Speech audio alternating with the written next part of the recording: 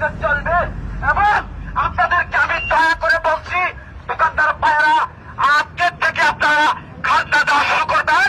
এখন এই মুহূর্তে আমার লোকজন খাজনা উঠাবে, কেউ বাধা সৃষ্টি করলে তাকে প্রতিহত করবো, তার অনেক প্রচারণ দিতে হবে।